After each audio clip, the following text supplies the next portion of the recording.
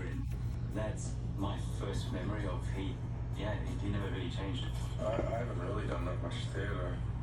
I mean, I did when I was younger, but I haven't for a long time, for about 7 years. One of my favourite times with Heat was backstage. The theatre acting, that was where we discovered ourselves and became who we were. Both of us were so excited to move from Guildford and go into the next chapter. It was one of those moments where you look into the future and everything looks bright. Heath Ledger's beginnings were really in Australia in the 90s.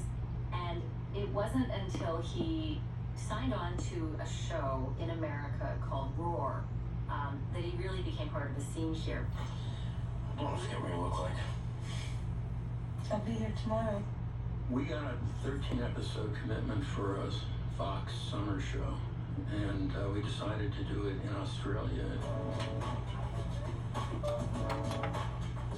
You ever seen a dove, a cardinal, and two squirrels eat together?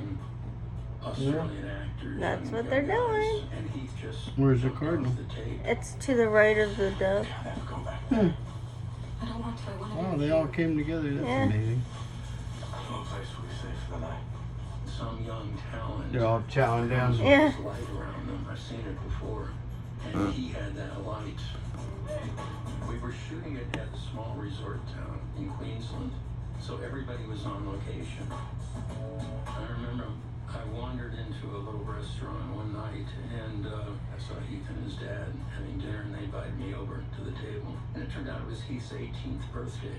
And his father obviously was very proud of him and a little bit astonished that his son was suddenly the star of an American television series.